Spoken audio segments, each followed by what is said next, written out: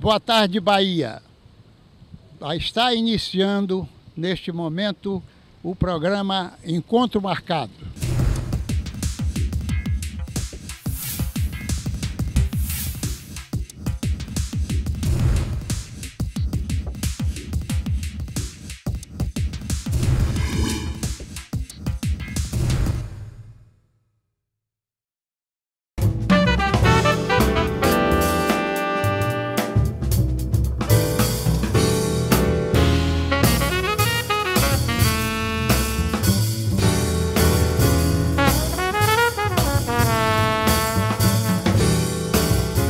Esse encontro marcado hoje tem um teor todo diferente.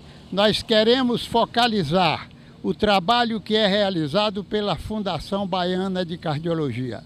Ela foi criada como uma instituição de direito privado e, como tal, teve seu instrumento reconhecido e registrado no cartório de títulos e documentos.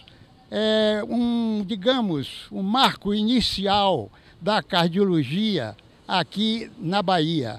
Inicialmente, ela era, por exemplo, de um convênio com o Hospital Universitário Edgar Santos da Universidade.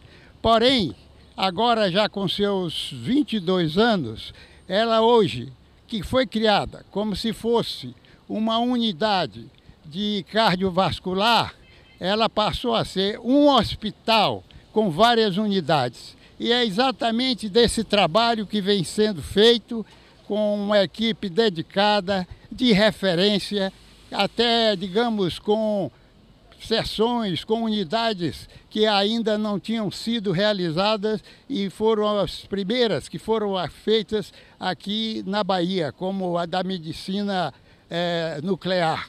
Então, nós vamos agora adentrar para a Fundação e nós temos a ideia, desde o seu início, desde, digamos assim, do seu pronto atendimento, aonde aquelas pessoas que necessitam dessa assistência, tem 24 horas por dia, nós vamos ver como é que funciona, todos os seus requisitos, todas as suas precauções, todos os seus equipamentos, toda a sua tecnologia, tudo em benefício do paciente.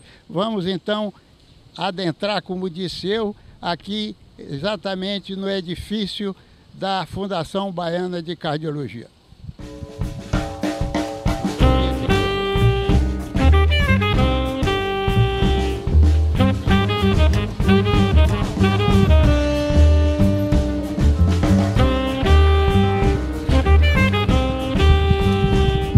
Aqui está o Dr. Maurício.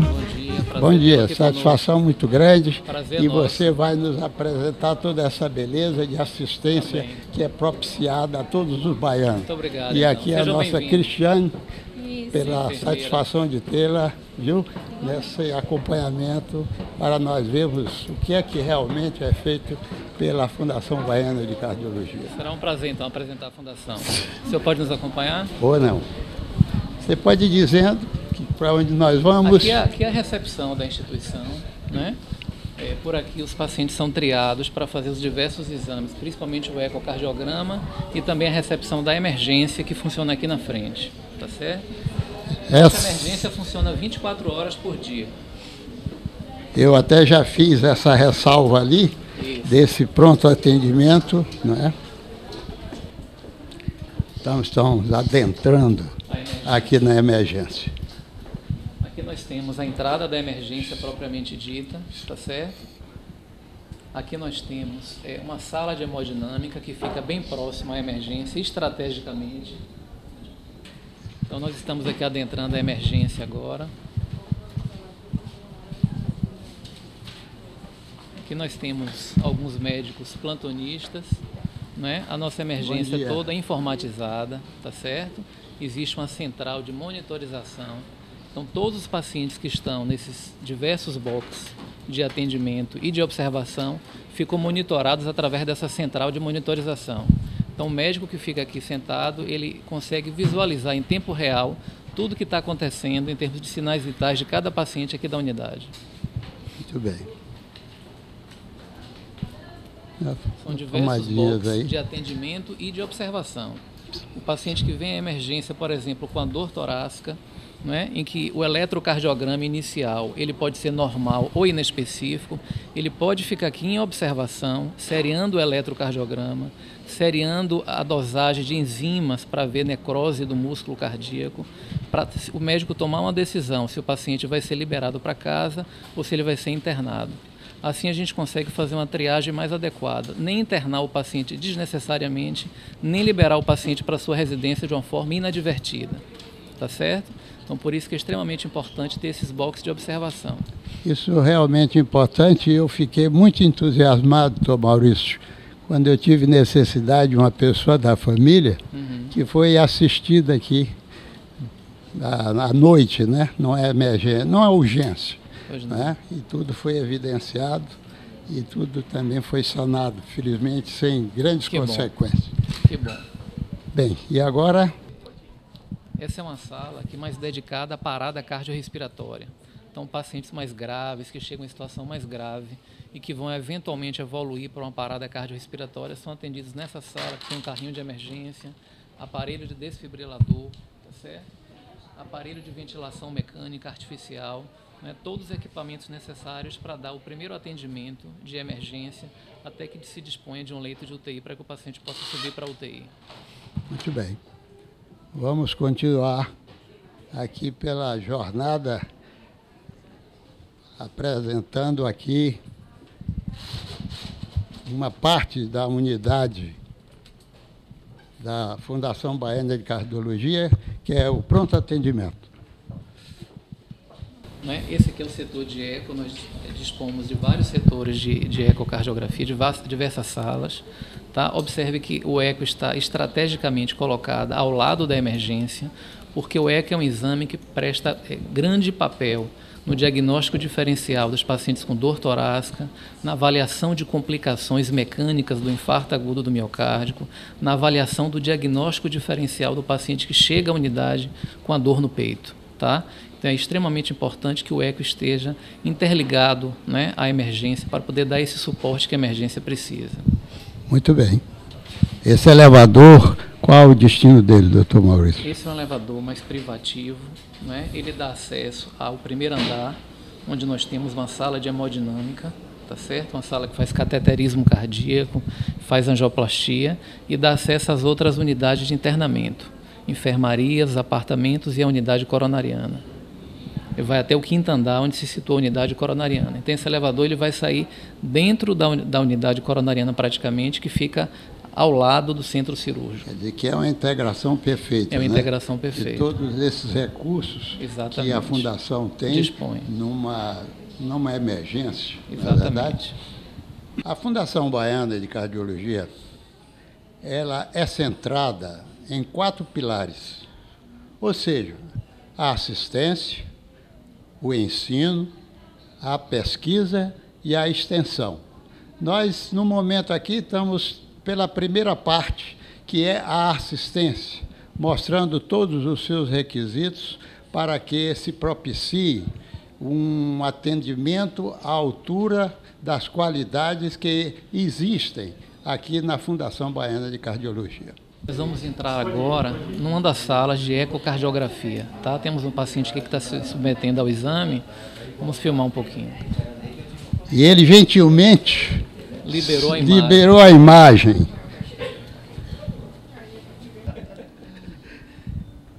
Isso é muito bom, porque muitos clientes que aqui aparecem têm, digamos assim, um conhecimento muito particularizado. E nós estamos querendo dar exatamente uma tintura de todo o que é a fundação, né? E os pacientes vão ficar também conhecendo de todo o contexto. Esse é um exame que é fundamental, né? Porque ele mostra as cardiopatias estruturais, observa se o coração está hipertrofiado, ou seja, se ele está aumentado de tamanho, né? Pelas mais diversas patologias, como hipertensão arterial, doença de Chagas, que ainda é uma doença endêmica em nosso meio, né? Avalia as patologias valvares, né? E aí ressaltando que a febre reumática ainda é uma etiologia importante também em nosso meio. Então, é um exame realmente extremamente importante. Avalia a contração miocárdica, né, nos casos de infarto agudo do miocárdio, as sequelas que o infarto agudo do miocárdio deixa ao músculo cardíaco, a função do ventrículo esquerdo. Então, esse é um exame realmente crucial na cardiologia. E esse setor aqui de ecocardiografia é fundamental em toda a estrutura da instituição. Muito bem. Muito obrigado, viu? Felicidades aí no seu exame, tá? Um abraço. Chegamos aqui ao primeiro andar. E aqui nesse primeiro andar, doutor Maurício, o que é que o senhor conta? Nós temos aqui a sala de hemodinâmica, né, onde é feito cateterismo cardíaco e procedimentos de angioplastia coronária com implante de prótese, né, intracoronária, que são os stents. Aqui é a sala de comando da hemodinâmica e aqui dentro nós temos a sala propriamente dita, onde os exames são executados. E aqui temos o doutor... Aqui nós temos o doutor Paulo. O doutor Paulo, ele é estagiário da hemodinâmica. Ele está no primeiro ano aqui de formação para se tornar um hemodinamicista. É cardiologista já formado na instituição, né, e vai se dedicar a essa área de cardiologia intervencionista. Ele está agora começando o estágio dele aqui na hemodinâmica. Doutor Paulo, qual é a sua impressão aqui, já que o senhor já é conhecido, porque desde já teve a sua formação de cardiologista e agora fazendo essa especialidade? É uma área que é muito promissora, né? A gente está evoluindo na parte intervencionista em vários tratamentos de valvulopatias, de coronariopatias, é uma área que está em franca expansão. Então a gente espera que a gente esteja dando um bom tratamento para os pacientes nessa área intervencionista agora. Então, assim no ensino, como é um dos pilares da Fundação, o que é que o senhor sente dessa parte, desse pilar, se ele realmente traz assim uma certeza muito grande do aprendizado?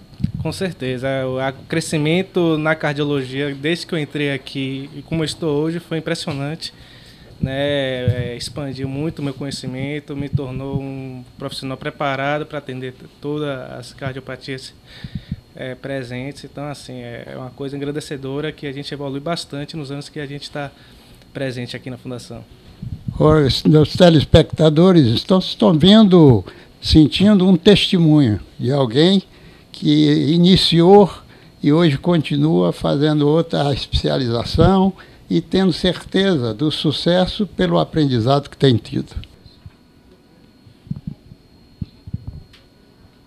O Dr. Valdemar, ele está nos apresentando aqui um CAT normal de algum paciente e ele vai ter a bondade de nos explicar para nós que estamos aqui fazendo a gravação, como vocês que estão em casa.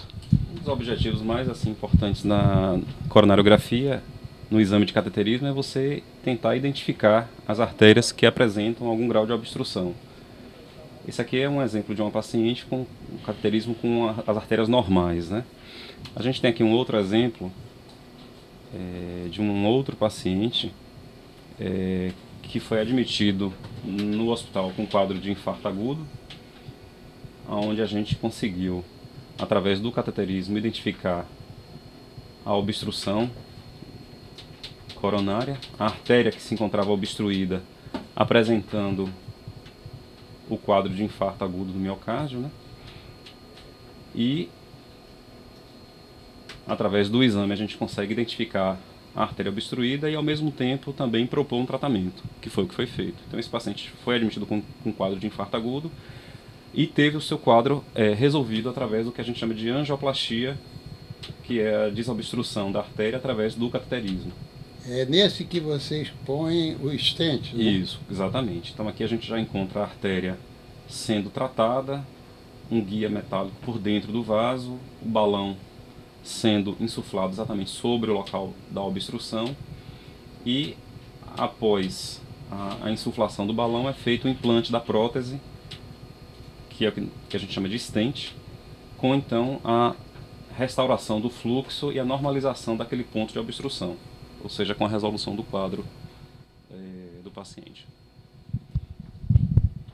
Nós lhe agradecemos essa oportunidade de mostrar aos clientes que aqui habitam nessa casa, vêm sempre aqui à procura, digamos assim, dos meios todos para poder trazer a sua rigidez. Eu agradeço a oportunidade. O que a gente sempre gosta de frisar é que aquele paciente que sente algum sintoma que possa sugerir algum evento coronariano, ele deve procurar algum serviço de emergência. E hoje todo serviço que dispõe uma unidade de cardiologia, ela tem que disponibilizar o atendimento 24 horas. Então a gente tem um atendimento de 24 horas não só a nível de emergência, ou seja, de atendimento ambulatorial, como também todos os serviços que circundam, que fazem parte do diagnóstico complementar de um paciente que se apresenta com dor precordial, com dor no peito. Então, desde ecocardiograma, desde exames não invasivos, até o exame mais específico, que é a situação do cateterismo cardíaco. Então, a gente tenta disponibilizar isso para o paciente às 24 horas. É o que traz uma tranquilidade. Com certeza. Pelo menos para a assistência. Né? Exatamente. Então, a gente está aqui à disposição os 24 horas por dia, 7 dias por semana, no intuito de realmente poder oferecer o melhor possível. Ok, obrigado. Bem, nós estamos encontrando aqui um grande amigo e que, quando era diretor do hospital, professor Edgar Santos, ele voltava para poder iniciar a sua luta da medicina aqui em Salvador. Então, é um prazer muito grande de poder falar com você nesse momento, assim, com essa jovialidade e tal. Me recordo bem que quando eu fui ser submetido ao cateterismo, ele estava de férias. Tivemos que aguardar uns dias quando ele voltava lá do Oriente, sei lá, de um lugar desse tipo. Diga, e aí, como é que está a luta? E você sempre aí nesse trabalho, sempre constante. O retorno a Salvador, depois da residência, foi muito importante contar com o apoio do senhor. Foi meu primeiro emprego quando eu voltei da residência em São Paulo. E foi o Dr. Luiz Moreira que assinou esse primeiro emprego e que me colocou como coordenador do Hospital Professor Edgar Santos, do Serviço de Hemodinâmica de lá. Hoje, depois de 30 anos que eu voltei de São Paulo. Não é? Quanto tempo, hein? Estou vendo que ele continua jovem, ele precisa me ensinar como é que faz isso. Pelo menos de memória. E foi muito bom esses 30 anos de volta à Bahia e funcionando na Fundação Baiana de Cardiologia 20 anos. 20 anos, desde o início dela. Não é? Temos feito um trabalho profícuo e intenso. Hoje nós não devemos nada a lugar nenhum do mundo em termos de atividade laborativa no laboratório de cateterismo. No nosso laboratório de cateterismo, nós realizamos tudo que é possível ser realizado no mundo, aqui a gente faz. Né? E as novidades que tem também a gente implementa. E implementa com rapidez. Muito bom ver o senhor aqui. E nós também. Primeiro porque esse serviço da Fundação Baiana de Cardiologia coloca a Bahia num pedestal. E como tal, que ele sempre continue assim para o engrandecimento aqui de nosso estado. Tá bom, professor. Corta. Nós temos aqui uma paciente que está preparada para poder executar o exame. Muito bem. E nós estamos agora numa enfermaria, numa das enfermarias da instituição, tá? Essa enfermaria do segundo andar, onde nós internamos preferencialmente os pacientes que serão submetidos à cirurgia cardíaca ou os pacientes que já estão em processo de recuperação da cirurgia cardíaca após a saída da unidade de terapia intensiva. Então, o paciente faz a cirurgia cardíaca, fica na UTI aproximadamente 2 dias, desce para essa unidade, que é a unidade que eu coordeno, né? E aqui ele vai ficar até a alta hospitalar, tá certo? Nós dispomos aqui de alguns apartamentos e algumas enfermarias. Estamos aqui agora no posto de enfermagem, que é todo informatizado. Aqui nós temos acesso aos exames de laboratório online, tá certo? E a todos os exames que são feitos na instituição. Todos nós temos acesso a todos os pacientes dos diversos setores do hospital, nesses computadores. Nossa secretária Ali Simone e nossa enfermeira Ana Lécia. Aqui é uma outra unidade de internamento da instituição. Né? Nós vamos agora mostrar um dos apartamentos, né? Um dos quartos. onde os pacientes ficam internados em recuperação das diversas patologias cardíacas. Muito bem. Pronto, doutor Maurício. Chegamos numa unidade de internamento de um apartamento. Esses são de 2 leitos, doutor Maurício, ou o outro fica para acompanhante? Não. Exatamente. Né? Se o paciente tiver direito a apartamento, o paciente fica num leito, o acompanhante fica no outro. Muito bem. Certo? Um apartamento muito bom. Aliás, eu tenho conhecimento porque estive também por aqui internado naquela ocasião. Então, e a instituição tem procurado ainda melhorar ainda mais as instalações, né? A hotelaria, para dar mais conforto aos pacientes. Então, aos pouquinhos, a instituição vem aprimorando, inclusive, essa área, né? Além de oferecer uma assistência médica adequada, né? Vem se esforçando para melhorar a capacidade de instalação dos equipamentos. doutor Maurício, o que representa isso aqui na Fundação Baiana de Cardiologia? Então, aqui nós temos a sala de emergência, onde nós já visitamos, tá certo? Onde os pacientes que procuram a instituição por alguma situação de emergência são inicialmente atendidos, tá? Aqui é o setor de ecocardiografia, que nós também já apresentamos, né, que dá suporte aos pacientes que procuram emergência, além de fazer os exames que vêm eletivamente, tá certo? Além daquela sala de hemodinâmica que nós já demonstramos no primeiro andar, a Fundação criou essa sala de hemodinâmica, anexa à emergência, aqui do lado, que nós vamos visitar agora, para dar o suporte o mais rápido possível à unidade de emergência.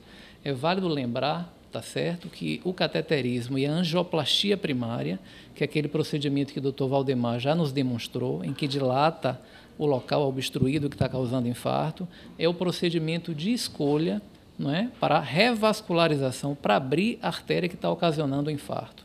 Esse é o procedimento de primeira escolha, o padrão ouro, para a abertura da artéria coronária causadora do infarto. É superior, inclusive, ao tratamento com trombolítico, tá certo? Com menor risco para o paciente e com a maior taxa de sucesso na abertura da artéria coronária causadora do infarto. Já é um procedimento de urgência para o alívio da situação do infarto, né? Exatamente. Doutor Maurício, já estamos entrando aqui parecendo um centro cirúrgico ou coisa equivalente. Exatamente. Aqui é a sala de hemodinâmica nova que eu falei para o senhor. Essa sala foi recém-inaugurada, né, do lado da emergência, para dar esse suporte, né, aos pacientes, principalmente os pacientes que vêm da emergência. Eventualmente, os exames eletivos ou procedimentos eletivos, quando a outra sala está sendo utilizada, quando o fluxo está aumentado, então a gente pode fazer procedimentos concomitantemente, né, nas duas salas. Isso que dá um dinamismo maior, não é? Exatamente. Como é uma unidade de referência em cardiologia, o fluxo de pacientes é muito grande, então se fez necessário realmente ampliar, né, disponibilizando um outro equipamento de hemodinâmica para a instituição. Nessa sala de hemodinâmica, além dos procedimentos, né, de cateterismo e angioplastia que já foram bem demonstrados, são feitos também procedimentos na área de arritmias, como implantes de marca-passo, implante de desfibriladores e tratamento invasivo de algumas arritmias, né, como taquicardias supraventriculares, ablação por catéter de arritmias ventriculares, ablação por catéter de anomalias como a doença de Wolff-Parkinson-White. Né? Então, todo esse tratamento de arritmia invasiva também pode ser feito nessa sala de hemodinâmica. Muito bem, quer dizer que foi uma complementação muito boa, né? Uma complementação muito boa. Para que permite, inclusive, agilizar o serviço, né? Imaginemos a hipótese de que a outra sala está fazendo uma angioplastia de um paciente com a doença coronariana grave e, ao mesmo tempo, se precisa de uma outra sala para fazer um procedimento de arritmia, por exemplo, ou implante de um marca-passo, né? Então, isso vai agilizar realmente a vida do paciente. Muito bem. Gostaria de complementar que a Fundação Baiana de Cardiologia também tem um corpo de cirurgião vascular muito atuante, né? E isso vem ganhando corpo ainda mais nos últimos meses, nos últimos anos, né? E essa sala também serve para dar suporte à equipe de cirurgia vascular, tanto na realização de exames diagnósticos, né, de angiografia periférica, como no tratamento percutâneo, né, dos procedimentos vasculares. tá certo? Então, além da cardiologia, a instituição também agregou essa área de cirurgia cardiovascular, né, porque as coisas estão muito interligadas, tá certo? Ok, muito obrigado. Doutor Maurício, gostaria que o senhor dissesse para nós que aqui parece-me que é a medicina nuclear e como está a situação dessa área tão importante aqui na cardiologia. Como o senhor bem frisou, a medicina nuclear é um dos arsenais terapêuticos fundamentais, né, na cardiologia contemporânea, tá? Porque através da medicina nuclear nós podemos avaliar quadros de isquemia miocárdica em pacientes que estão inaptos à realização do teste ergométrico, que é o exame que habitualmente é feito na triagem da isquemia miocárdica. Então, pacientes que apresentam marca-passo, pacientes com incapacidades físicas, pacientes que têm distúrbios de condução, né, no eletrocardiograma. Esses pacientes têm a interpretação do eletro dificultada, né, na avaliação de isquemia no teste ergométrico. Nesse particular, a medicina nuclear ela tem um papel fundamental na avaliação de isquemia, além de ser um exame com acurácia um pouco superior à própria ergometria, tá? A cintilografia miocárdica ela pode ser feita com 2 tipos de estresse. O estresse farmacológico, em que é utilizada uma substância que substitui o esforço fisiológico, né, naqueles pacientes que estão incapacitados de se exercitar, e pode ser feito o estresse físico, que é feito na esteira ergométrica, que vocês podem ver aqui. Então, essa aqui é uma das salas onde é feito o estresse físico na esteira ergométrica, como é feito o teste ergométrico convencional. A diferença da medicina nuclear é que no pico do esforço é injetado na veia do paciente uma substância que é um radioisótopo e depois o paciente vai para a gama-câmera para avaliar a captação do radioisótopo, para ver se existe ou não isquemia no músculo cardíaco, tá certo? Então, você acha que essa cintilografia seria aquele refinamento para você chegar a um diagnóstico? A cintilografia ele é um exame fundamental, porque ele dá não só informações diagnósticas, às vezes o teste ergométrico deixa dúvida se de fato o paciente tem um quadro isquêmico ou não, tá certo? Às vezes o paciente apresenta alterações eletrocardiográficas que deixam realmente margem à dúvida. A medicina nuclear, como ele alia o eletrocardiograma às alterações de perfusão, tem uma acurácia diagnóstica maior, tá certo? Então, além dessas informações diagnósticas, a medicina nuclear propicia informações prognósticas extremamente importantes. Ou seja, mesmo os pacientes portadores de doença arterial coronária, que têm uma cintilografia normal ou de baixo risco, habitualmente esses pacientes têm um bom prognóstico. Tá? Então, além da questão diagnóstica, a cintilografia, a medicina nuclear, nos traz informações prognósticas extremamente relevantes. Pelo que eu pude ler, um relatório que me foi fornecido da Fundação, parece que foi pioneirismo aqui da Fundação. Exatamente, né? Nós vamos ter a oportunidade de mostrar um dos coordenadores desse serviço de medicina nuclear, que é o Dr. Carlos Augusto, o outro é o Dr. Ximenes, né? Esses 2 médicos foram os pioneiros, né? Realmente na introdução da medicina nuclear ligada à cardiologia. Então, são pessoas extremamente experientes e nós que trabalhamos na instituição nos sentimos muito honrados em contar com a experiência deles aqui. Eles também são formadores de opinião, né? A medicina nuclear também agrega estagiários da cardiologia, como nós vimos Paulo lá sendo incorporado no serviço de hemodinâmica.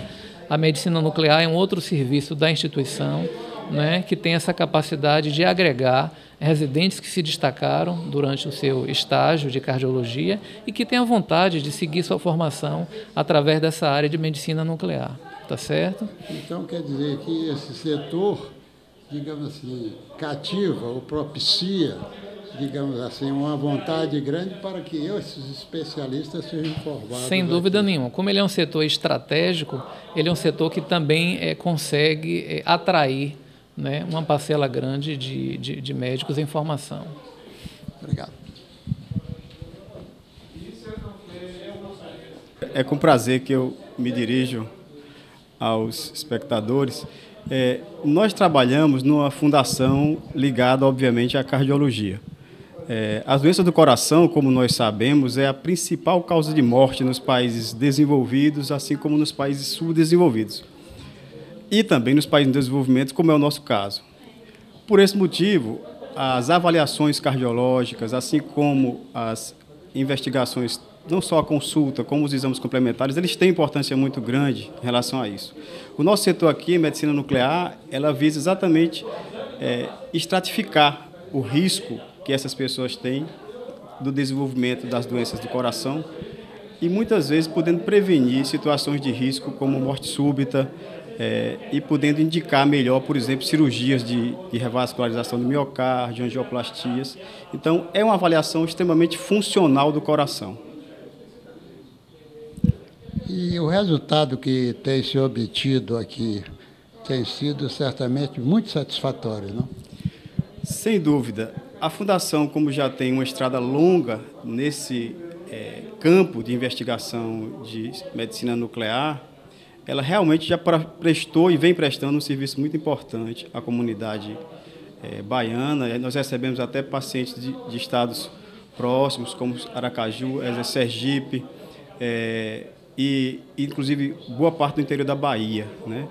Essas pessoas, elas são atendidas, elas são estratificadas, como eu falei, em um risco menor, um risco médio ou um risco alto de doença do coração, e o clínico que recebe esse resultado, ele pode conduzir de forma mais eficiente essa resposta clínica que ele deseja.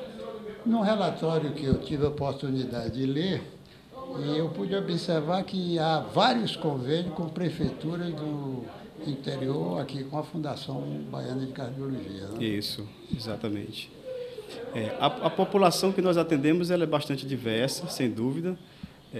Como eu falei, atende capital, atende interior do estado, e a gente tenta realmente dar a essas pessoas o que a gente tem de melhor em termos de qualidade do atendimento. Só por curiosidade, algum estado drena alguns pacientes aqui para a Fundação? O mais comum realmente é o estado de Sergipe. Esse é o estado que mais nos encaminha. Eventualmente outros, mas é muito mais eventual.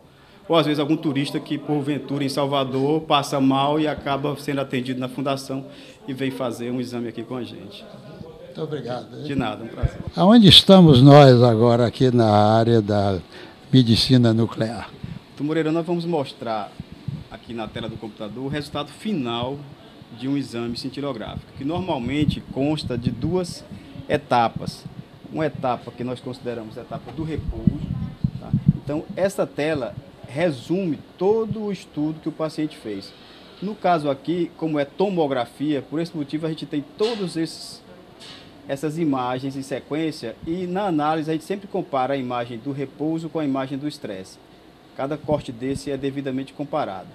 Aqui a gente vê que o material radioativo, radiofármaco, foi devidamente distribuído pelas paredes do ventrículo esquerdo, de forma homogênea nas duas fases do estudo.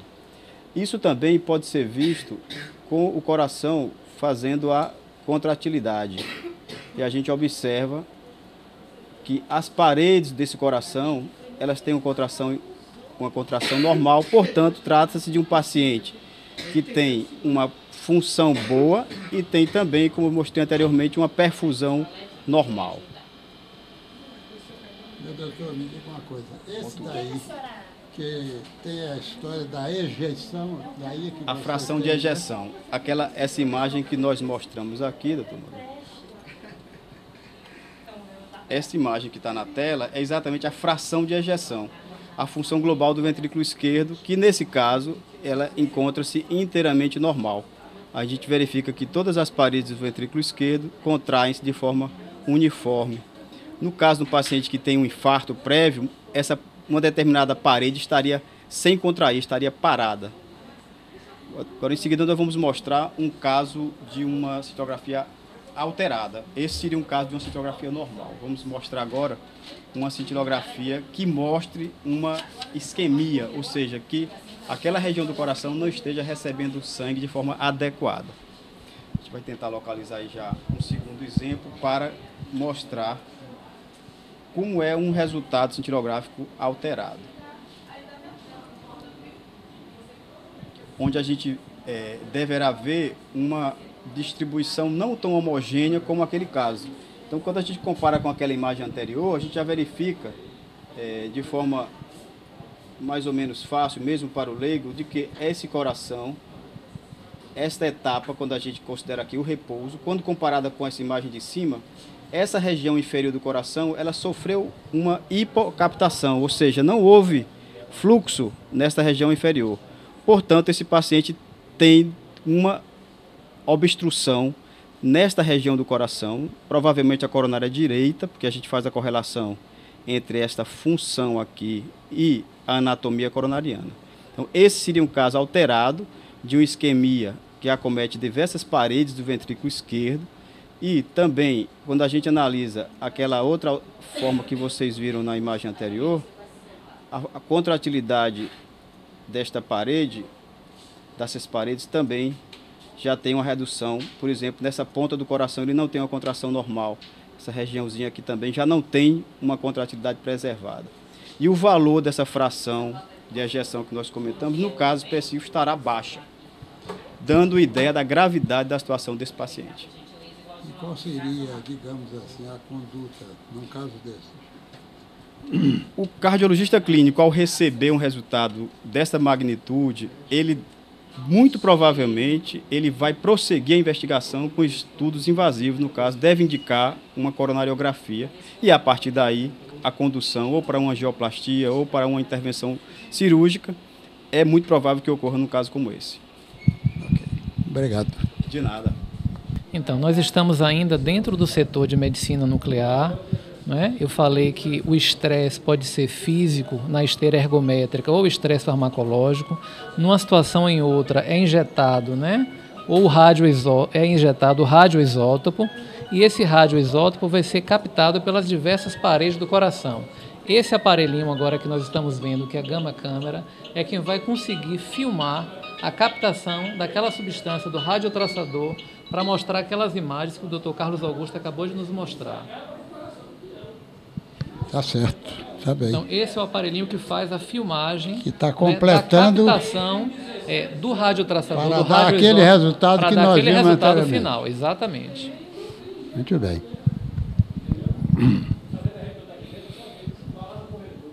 Doutor Maurício, parece que agora nós estamos aqui na sala de eletrocardiograma e o que representa ainda esse serviço, essa modalidade de averiguação dos males cardíacos? Então, nós passamos por diversos setores, né, extremamente avançados da cardiologia contemporânea, como medicina nuclear, hemodinâmica, e agora estamos no eletrocardiograma, um dos exames mais básicos, porém ainda extremamente fundamental no diagnóstico das doenças cardiovasculares. Um eletrocardiograma simples, convencional, não é capaz de demonstrar uma série de anormalidades, não é? Como, por exemplo, arritmias cardíacas, anomalias congênitas do coração, não é? Anomalias, inclusive, que podem levar o paciente a um risco aumentado de morte súbita, demonstrar distúrbios de condução, não é? Dos diversos ramos cardíacos, ramo direito, ramo esquerdo, direcionando para patologias específicas do coração, sinais de sobrecarga ventricular esquerda, sinais de isquemia miocárdica, né? E sinais de cicatrizes de infarto do miocárdio prévios, tá certo? Então, apesar de ser um exame simples, é um exame que vai existir, né, sempre, porque é um exame que traz informações extremamente valiosas para o diagnóstico das doenças cardiovasculares. Mas, doutor Maurício, eu me lembro bem que às vezes se tinha uma ideia que o exame, embora com todos esses predicados, tinha um fato de que poderia haver um infarto e ele não apresentava naquele instante essa anomalia. É verdade, né? Quando o paciente se apresenta com um quadro agudo de dor torácica ou de algum outro sintoma que possa sugerir um evento coronariano agudo, como dispneia, sudorese, náuseas, né? Um quadro que mimetiza um quadro de uma insuficiência coronariana aguda, o eletrocardiograma ele é fundamental. quando ele mostra uma alteração que nós chamamos de supradesnivelamento do segmento ST, isso é um autopreditor de que a artéria coronária está ocluída e precisa ser recanalizada, tá certo? Entretanto, o eletrocardiograma pode ser normal ou inespecífico numa parcela grande de pacientes que se apresentam com a suspeita de síndrome coronariana aguda, inclusive infarto do miocárdio, sem o supradesnivelamento do segmento ST. Daí a necessidade de o paciente ficar naquelas salas de observação, onde os eletros vão ser seriados com intervalos pré-determinados, ao mesmo tempo que o paciente vai sofrer, né, a coleta das enzimas cardíacas, para só então nós podermos diferenciar o paciente que é de baixo risco e que vai poder ser liberado da unidade de emergência com mais tranquilidade, tá, daquele paciente que vai precisar ser internado para receber uma complementação diagnóstica e terapêutica mais aprofundada. Então, o eletrocardiograma, ele traz informações fundamentais. Entretanto, um eletrocardiograma normal ou com alterações discretas não é capaz de afastar a possibilidade de um quadro grave como um quadro de isquemia miocárdica instalada, né? Então, o médico que trabalha na emergência, ele já está familiarizado com esses dados, e ele tem essa preocupação de complementar a investigação através de eletroseriados, enzimas seriadas e através de outros métodos diagnósticos, como o ecocardiograma, o teste ergométrico, a medicina nuclear, para permitir uma estratificação de risco mais adequada do paciente. Muito obrigado. Doutor Maurício, nós estamos vendo aqui um exame de ergometria e eu queria que o senhor dissesse alguma coisa a respeito. Então, aqui é uma das salas de ergometria, né? Nós temos 3 salas de ergometria. O paciente agora está nesse momento na esteira ergométrica, se submetendo ao estresse, né? Justamente a fase de esforço, né? Esse paciente ele vai ser submetido ao esforço progressivo, né? Existem alguns protocolos de realização do esforço. O protocolo mais utilizado é o protocolo de Bruce, né? E à medida que a gente vai aumentando a carga de esforço, o paciente vai progressivamente entrando em fadiga, né? O objetivo é que o paciente consiga fazer um teste ergométrico máximo, ou seja, um teste em que ele consiga atingir a exaustão para que nós possamos ter um número maior de informação, né? Esse teste ergométrico é um exame fundamental porque ele vai avaliar a presença de isquemia miocárdica, que muitas vezes não aparece no repouso e é desmascarada durante a realização do esforço, né? Avalia a presença de arritmias cardíacas que podem ser desencadeadas pelo esforço, avaliar a capacidade funcional do paciente, ou seja, a capacidade do paciente de desenvolver uma carga de exercício, e isso a gente sabe atualmente que traz informações prognósticas importantes, mesmo nos pacientes portadores de doença cardiovascular e nos pacientes aparentemente saudáveis, tá certo? Comportamento da pressão durante o exercício. Então, realmente é um exame que traz, apesar de também ser um exame já bastante antigo, né, é um exame que traz informações fundamentais na avaliação da capacidade física, funcional e na avaliação das diversas patologias cardiovasculares. Como vocês podem observar, né, o paciente ele iniciou o exame, a velocidade da esteira e o grau de inclinação da esteira já aumentou. Em intervalos periódicos, o médico que está executando o teste ergométrico, né, questiona o paciente se ele está sentindo algum desconforto torácico, se ele já está cansado, né? Ali nós vimos, né, a monitorização eletrocardiográfica, onde nós podemos avaliar, né, online se o paciente está apresentando alterações sugestivas de isquemia, arritmias, e em intervalos periódicos o paciente tem a sua pressão arterial aferida. O comportamento da pressão arterial, também outro dado extremamente relevante na avaliação diagnóstica e prognóstica dos pacientes submetidos ao teste ergométrico. Esse é um teste que a gente pode dizer que já é um teste eficaz, porque ele já atingiu uma frequência cardíaca que nos permite uma avaliação adequada de eventuais alterações isquêmicas no eletrocardiograma. Entretanto, como eu falei, como o paciente ainda não atingiu a exaustão, até para que nós tenhamos uma avaliação mais adequada da sua capacidade funcional, o ideal é que o teste prossiga até que o paciente atinja a sua exaustão ou apresente outras alterações, como arritmias complexas, alterações isquêmicas, distúrbios de condução significativas no eletrocardiograma, né, alterações hemodinâmicas, para que o teste possa ser interrompido.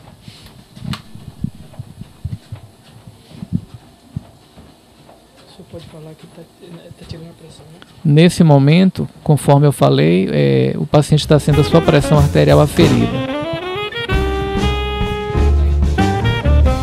Doutor Maurício, nós estamos agora aqui num setor onde pude perceber que há uma variedade de procedimentos. E gostaria que o senhor detalhasse, por exemplo, desses procedimentos todos, que pudesse ser elucidativo para os nossos telespectadores.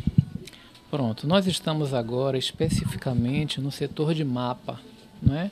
MAPA é uma sigla que significa monitorização ambulatorial da pressão arterial. É um exame que é fundamental para a confirmação do diagnóstico de hipertensão arterial. Isso porque frequentemente alguns pacientes que têm sua pressão arterial elevada no consultório, não tem a sua pressão elevada no seu ambiente próprio, na sua casa, no seu trabalho. É o que nós chamamos de síndrome do jaleco branco. A pressão sobe apenas na presença do médico. Então o MAPA tem como finalidade fazer o diagnóstico diferencial entre a hipertensão sustentada e a hipertensão da síndrome do jaleco branco. O MAPA também é fundamental para a avaliação do controle terapêutico dos pacientes hipertensos, ou seja, avaliar se de fato o paciente, já em uso de tratamento antihipertensivo, está com sua pressão devidamente controlada, inclusive porque ele avalia a pressão arterial durante o período do sono.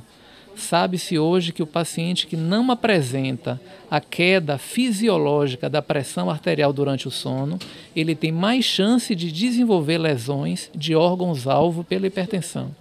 E o MAPA é o único exame que nos permite avaliar com exatidão o comportamento da pressão arterial, não só durante a vigília, mas também durante o sono. Ou seja, é um exame que traz informações diagnósticas e prognósticas relevantes, nessa patologia que é das mais importantes da cardiologia, que é a hipertensão arterial. Muito bem. Uma paciente, inclusive, nos permitiu, gentilmente, que fizesse a filmagem da instalação do aparelho de MAPA. Muito bem. Anexo a essa sala de MAPA, nós temos aqui a sala de arritmia. Nessa sala de arritmia é feita a leitura dos exames de Holter de 24 horas ou de Holter de 48 horas. O Holter já é um outro exame também fundamental na cardiologia, porque ele permite fazer o diagnóstico de arritmias cardíacas, fazer o diagnóstico de avaliação de funcionamento de marca-passo. Alguns pacientes apresentam alterações do ritmo cardíaco que são intermitentes. Então, o eletrocardiograma pode ser normal e o paciente, alguns minutos depois ou horas depois, apresentar batimentos cardíacos anormais, que nós chamamos genericamente de arritmias cardíacas. Existem inúmeros tipos de arritmias, cada uma delas com um tratamento e um prognóstico diferente. E o Holter permite que o paciente tenha o seu ritmo cardíaco monitorado durante 24 a 48 horas. Então, a arritmia, que muitas vezes é intermitente, ela poderá ser flagrada através da colocação do Holter, tá certo? Permite, inclusive, a correlação da queixa do paciente com o dado objetivo, que é a alteração eletrocardiográfica, tá certo? Então, é mais um exame que é fundamental na avaliação do paciente portador de cardiopatias. Tive a oportunidade de perceber, doutor Maurício, que há agora uns tratamentos invasivos para essa questão de arritmia. Isso é verdade? É verdade, Eu até mostrei lá embaixo, naquela sala de hemodinâmica, que existe a possibilidade naquela sala de hemodinâmica de fazermos procedimentos invasivos, intervencionistas de alguns tipos de arritmia. Algumas anomalias congênitas, como síndrome de Wolff-Parkinson-White, taquicardia por reentrada nodal, A própria fibrilação atrial, que é uma arritmia de mais difícil tratamento invasivo, né? Mas a equipe daqui, que é uma equipe extremamente atuante na área de arritmia, já consegue fazer a ablação próximo às veias pulmonares, cortando, né, aquela região do circuito das arritmias que levam à fibrilação atrial. Tá? Então nós temos uma equipe de arritmia invasiva, né, que é capaz de realmente tratar diversos tipos de arritmia que não são adequadamente tratadas, né, ou que são até tratadas de forma medicamentosa, mas o tratamento invasivo permite a cura definitiva dessas arritmias e o paciente passa a não mais depender do uso contínuo de fármacos para manter o controle dos seus sintomas. Portanto, é um avanço muito grande no tratamento das arritmias. Esse aqui é um consultório de arritmia, né? Que na realidade são as alterações do ritmo do coração. E entre as coisas que se faz nesse consultório é a avaliação de marca-passos. Nós temos vários equipamentos que avaliam os marca-passos que são utilizados para arritmias com baixa frequência do coração. Então, eles precisam ser avaliados periodicamente. Nós temos aqui esse tipo de avaliação e temos aqui essa mesa que se chama mesa de tilt test, que é um exame para avaliação de síncope. Síncope é mais conhecido, né, na prática geral como desmaio. Então, indivíduos jovens que têm desmaio precisam fazer a avaliação. Um dos exames utilizados é essa marca que a gente coloca o paciente numa determinada inclinação e tem um tipo de síncope que se desencadeia por um reflexo que pode ser avaliado por esse exame. Tá? Além do mais, nós temos outros exames complementares de avaliação do ritmo do coração, monitorização eletrocardiográfica de 24 horas, estudo eletrofisiológico, então coisas mais específicas para avaliação desses problemas de ritmo do coração. São comuns, né? Tanto indivíduos jovens, que preocupa por conta disso, como indivíduos mais idosos. Isso tem indivíduos mais idosos já com doença do coração. E uma população que preocupa muito são os indivíduos jovens que não têm uma doença estrutural do coração, mas pode ter uma doença elétrica. A gente tem assistido muito, né, nos últimos tempos, indivíduos jovens que praticam esportistas, né, que jogam futebol ou outro tipo de esporte, que morrem subitamente no campo. Nós assistimos, eu acho que uns 2 anos atrás, um jogador de futebol aqui do São Paulo, né? São Caetano, lá no jogo de São Paulo. Temos visto outros indivíduos em seleções, em jogos internacionais, não só em futebol como em basquete. Esses indivíduos que aparentemente são os indivíduos saudáveis, que são atletas, né? De repente tem esse tipo de problema de morte súbita e a gente se preocupa muito com isso e essa população precisa ser avaliada, né, de uma maneira geral para que se evite esse tipo de problema, que é trágico, né? Que às vezes a gente diz assim, o indivíduo idoso, a gente espera que ele possa morrer, porque seria a tendência de todos nós, mas o indivíduo jovem é mais trágico a gente ver isso, né? Então é essa a ideia daqui desse setor. Tá bem. Muito obrigado pela explicação para os nossos telespectadores. Tá viu? bom. Se tem alguma alteração do ritmo do coração, as arritmias, como eu tinha falado com você, um dos mecanismos que a gente pode ter para avaliar essa arritmia é o eletrocardiograma, que é um exame comum, que a maioria que é um exame rápido, né? E nós podemos ter esse eletrocardiograma em gravação de 24 horas, que aumenta o tempo de registro do exame e a possibilidade de detecção de problemas, né? Então a gente faz essa gravação das 24 horas, transfere isso para o programa de computador que o médico pode avaliar nas 24 horas o ritmo do coração do paciente. Quer dizer, é mais outro recurso que a gente pode utilizar para identificar os problemas e poder tratar melhor os pacientes. Essa é a ideia. Sr. Maurício, nós estamos aqui na parte de tomografia e realmente já nesse giro, aqui pela Fundação, apreciando toda a sua tecnologia de equipamentos e que nos dá uma tranquilidade muito grande em saber que nós estamos resguardados nesse conceito, porque sabemos para onde correr na necessidade. E gostaria que o senhor nos desse aqui alguns comentários, ou fizesse alguns comentários nesse conceito da tomografia. A tomografia ele é um exame fundamental numa instituição complexa como a Fundação, não é, que tem um movimento grande de cirurgia cardíaca, né? que tem uma emergência que funciona 24 horas por dia e frequentemente recebe pacientes com suspeita de acidente vascular cerebral.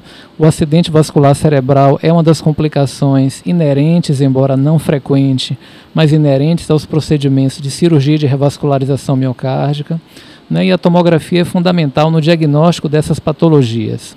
Uma outra questão extremamente relevante da tomografia é fazer o diagnóstico diferencial dos pacientes com dor torácica, né?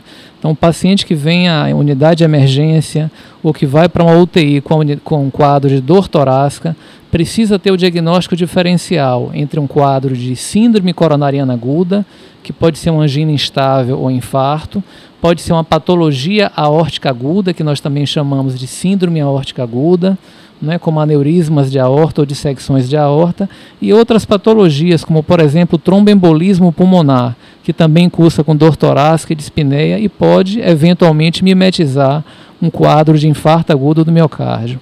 Então, esse tomógrafo permite fazer o diagnóstico diferencial dessas diversas patologias, né, que são patologias com alta morbimortalidade no paciente que se apresenta à emergência com dor torácica.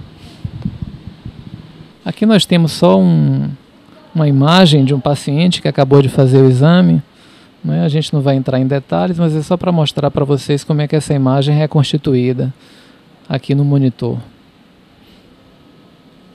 Meus telespectadores, cumprimos a missão que nos propusemos, mostrando um serviço de excelência de cardiovascular, a Fundação Baiana de Cardiologia.